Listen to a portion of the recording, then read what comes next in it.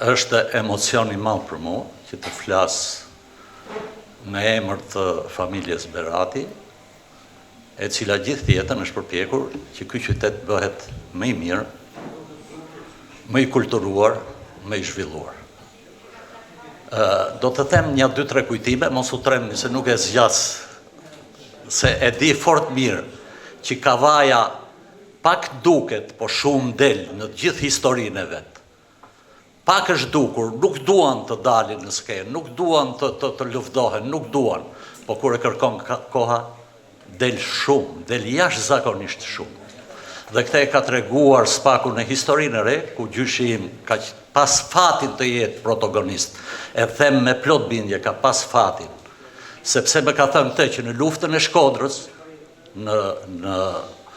në Tuz, ku ka qenë bashkë me 300 ushtar Kavajas, të 73 të vrarët e kanë marrë plumbin vetëm në ballë dhe në gjoks.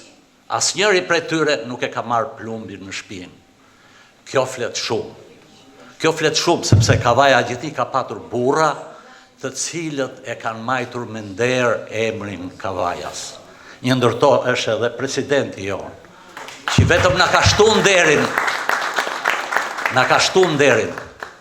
Dhe këtë punë Kavajasit e kanë bërë gjithnjë me shumë modesti.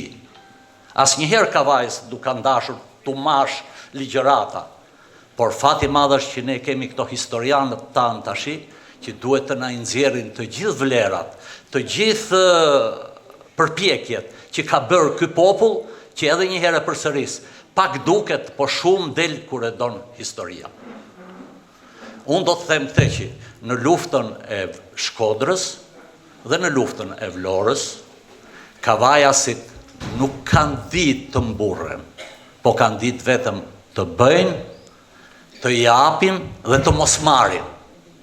Me këto pak llafe po e mbyll këtë fjalën time, sepse edhe nuk dua të zgjatem, edhe nuk isha përgatitur për të folur për këtë çështje, por nuk mund të rria dot pa i thënë këto 2-3 të vërteta të mëdha. Edhe një herë, Kavaja pak duket dhe shumë del kur e do nevoja.